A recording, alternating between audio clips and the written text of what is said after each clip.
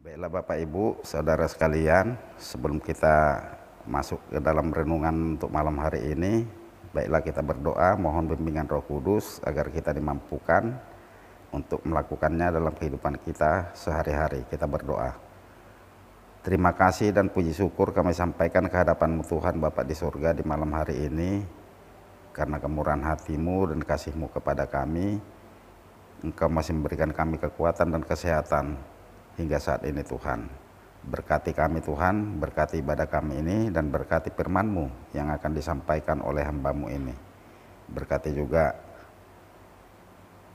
kantoria dan organis yang memimpin ibadah ini Tuhan. Ya Tuhan Bapa di surga, terpujilah Engkau dan ampuni kami dari salah dan dosa kami yang menyakiti hati-Mu, hati orang tua kami dan sesama kami, agar doa kami ini layak dan berkenan di hadapan-Mu. Dalam nama Yesus Kristus Tuhan kami yang hidup, kami berdoa dan bersyukur kepada-Mu. Amin.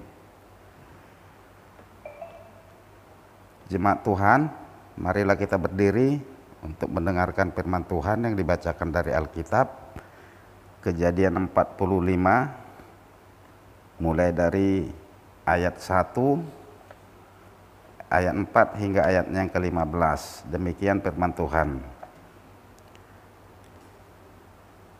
Lembaga Alkitab Indonesia memberikan judul kepada kita, Yusuf memperkenalkan dirinya kepada saudara-saudaranya. Lalu kata Yusuf kepada saudara-saudaranya itu, marilah dekat-dekat, maka mendekatlah mereka. Katanya lagi, akulah Yusuf, saudaramu yang kamu jual ke Mesir. Tetapi sekarang janganlah bersusah hati dan janganlah menyesali diri karena kamu menjual aku ke sini. Sebab untuk memelihara kehidupan Allah lah aku menyuruh aku mendahului kamu. Karena telah 2 tahun ada kelaparan dalam negeri ini, dan selama 5 tahun lagi orang tidak akan membajak atau menuai. Maka Allah menyuruh aku mendahului kamu untuk menjamin kelanjutan keturunanmu di bumi ini dan untuk memelihara hidupmu hingga sebagian besar daripadamu tertolong. Jadi bukanlah kamu yang menyuruh aku ke sini, tetapi Allah. Dialah yang telah menempatkan aku sebagai bapak bagi Firaun dan tuan atas seluruh istananya dan sebagai kuasa atas seluruh tanah Mesir. Segeralah kamu kembali kepada bapak dan katakanlah kepadanya, beginilah kata Yusuf, anakmu, Allah telah menempatkan aku sebagai tuan atas seluruh Mesir. Datanglah mendapatkan aku, janganlah tunggu-tunggu. Engkau akan tinggal di tanah Gosen dan akan dekat kepadaku, engkau serta anak cucumu, kambing domba dan lembu sapimu dan segala milikmu. Di sanalah aku memelihara engkau, sebab kelaparan ini masih 5 tahun lagi, supaya engkau jangan jatuh miskin bersama seisi rumahmu dan semua orang yang ikut serta dengan engkau. Dan kamu telah melihat dengan mata sendiri, dan saudaraku Benyamin juga, bahwa mulutku sendiri mengatakannya kepadamu. Sebab itu ceritakanlah kepada bapak segala kemuliaanku di negeri Mesir ini dan segala yang telah kamu lihat. Kemudian segeralah bawa bapak kemari. Lalu dipeluknya lah leher Benyamin, adiknya itu, dan menangislah ia, dan menangis pula lah Benyamin pada bahu Yusuf.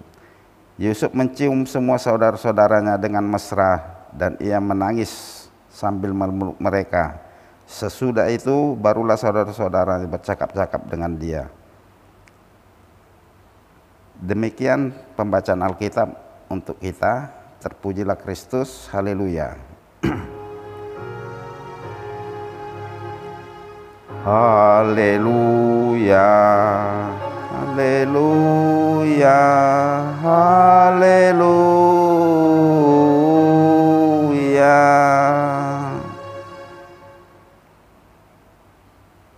Lanjut.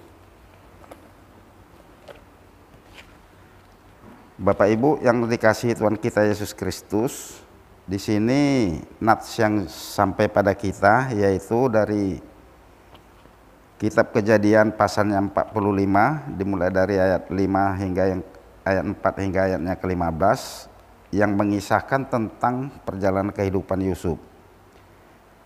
Lalu kita bertanya, siapakah Yusuf itu? Yusuf berarti bahasa Ibraninya adalah Yosef, yang berarti kiranya ditambahkannya. Yusuf adalah putra ke-11 dari Yakub atau anak pertamanya dari istrinya yang bernama Rahel.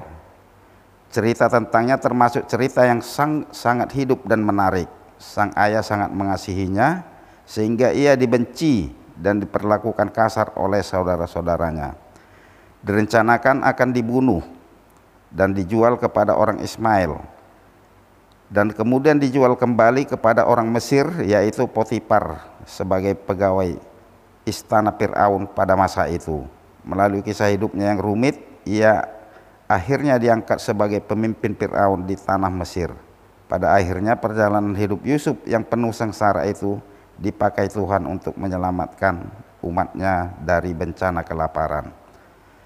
Yusuf ini adalah seorang pemimpin yang membuka hati. Yang kedua, pemimpin yang memaknai rencana Allah. Dan yang ketiga, pemimpin yang dihormati. Dan yang keempat, pemimpin yang penuh pengabdian serta berjiwa sosial dan tidak berbantah-bantah, dan pemimpin yang dirindukan. Bapak, Ibu, saudara-saudari yang dikasihi Tuhan kita Yesus Kristus, Yusuf menyadari bahwa saudara-saudaranya berada dalam kebimbangan, takut dan gentar. Untuk mencairkan suasana tersebut, Yusuf berusaha meyakinkan bahwa ia adalah Yusuf yang mereka jual ke Mesir, tetapi peristiwa itu tidak perlu diingat dan disesali lagi. Menurut Yusuf, semua sudah terjadi dan di balik itu ada rencana Allah yang sudah digenapi. Ketika Yusuf mengatakan, maka Allah telah menyuruh aku mendahului kamu untuk menjamin kelanjutan keturunanmu di bumi ini dan untuk memelihara hidupmu, sehingga sebagian besar daripadamu tertolong. Sebenarnya ia mau mengangkat seluruh beban kesalahan saudara-saudara itu karena perbuatan buruk yang mereka lakukan kepadanya dahulu. Yusuf berusaha menafsirkan kejadian tersebut menurut maksud dan rencana Allah bagi Yusuf. Maksud yang ditetapkan Allah lebih penting daripada tindakan manusia yang panah. Maksud sang ilahi tersebut mencakup pemeliharaan kaum umat Allah agar tetap hidup dan dapat dipakai untuk melaksanakan kehendak Allah di muka bumi ini.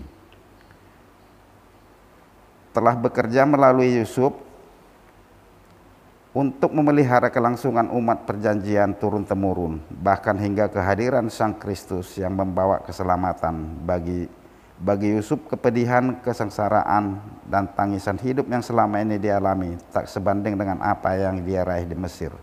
Terlebih ketika ia dipakai untuk menyelamatkan keturunan umat Allah, mata iman Yusuf hanya tertuju kepada kehendak Allah. Ia memaknai hidup sebagai jalan Allah. Langkah yang ditempuh Yusuf untuk mewujudkan rencana Allah adalah dengan mendesak saudara-saudara untuk mengambil Yakub ayahnya dan tinggal di Gosen. Mengapa di Gosen? Yakub dan keturunannya merupakan pemelihara atau penggembala ternak. Tinggal di Gosen berarti mereka terpisah dari orang Mesir yang menganggap penggembala adalah pekerja kotor. Gosen adalah daerah yang sangat cocok untuk beternak karena tanahnya sangat subur, sehingga mereka tidak akan kekurangan makanan dan ternak pun dapat berkembang biak. Kehadiran Yakub dan keturunannya di Gosen, yaitu daerah Mesir, merupakan janji Allah yang akan membuat keturunan mereka menjadi bangsa yang besar. Kehadiran Allah melalui janjinya merupakan bentuk perhatian, kasih, dan kepastian hidup bagi umat perjanjian. Allah hadir untuk memberkati mereka dimanapun mereka berada. Umat perjanjian tidak perlu takut akan berbagai kesulitan yang akan dihadapi. Disinilah kelebihan Yusuf terlihat, yaitu ketika ia sebagai pemimpin mampu mencermati, memaknai jalan hidupnya sebagai alat atau cara Allah untuk menyelamatkan umatnya. Yusuf dalam pengharapan dan iman kepada Tuhan menyerahkan keputusannya kepada Tuhan. Ia mempercayakan kelangsungan hidup keluarganya pada tangan Tuhan, dan ia pun percaya bahwa semua bersama dengan tangan Tuhan semuanya akan baik-baik saja. Bapak Ibu yang diberkati Tuhan kita Yesus Kristus, Saat ini mungkin kita belum mengerti atau memahami tentang mengapa jalan hidup kita ini seolah penuh dengan penderitaan. Akan tetapi jika mau terus-menerus berproses di dalamnya dengan penuh kesabaran, tetap semangat, dan bertahan, kita akan menyadari bahwa jalan derita ini tidak selalu berakhir dengan kepedihan, melainkan keindahan. Semuanya itu dapat kita melihat adanya tangan Allah yang merangkai jalan hidup kita. Wabah virus corona yang telah menghancurkan berbagai sendi kehidupan kita saat ini, banyak orang yang menangis, menderita, meregang nyawa, dan terus diliputi rasa takut serta khawatir. Banyak yang bertanya, kapan pandemi ini berakhir? Semuanya hanya perkiraan. Mungkin tahun ini atau tahun depan. Bagi kebanyakan orang, pandemi COVID-19 dilihat sebagai kegelapan dunia. Lalu apa yang harus kita lakukan? Sebagai orang percaya sekaligus anak bangsa, kita tidak cukup hanya berpangku tangan dan berdoa saja. Karena itu beberapa hal yang harus kita pahami adalah: 1.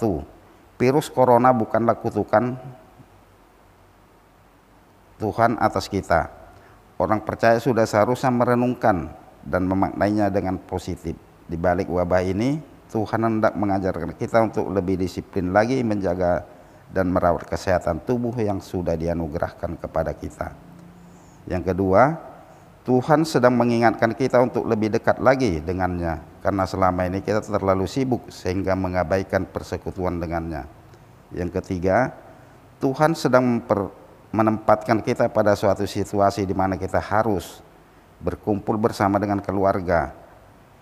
Itu lebih penting daripada memikirkan keinginan duniawi yang tidak pernah puas untuk dicari.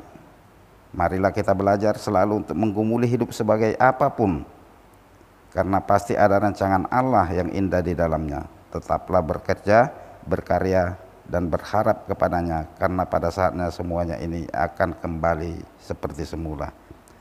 Kitab Yeremia 29 ayat 11 menuliskan, sebab aku ini mengetahui rancangan-rancangan apa yang ada padaku mengenai kamu, demikian firman Tuhan, yaitu rancangan damai sejahtera dan bukan rancangan kecelakaan, untuk memberikan kepadamu hari depan yang penuh bahagia.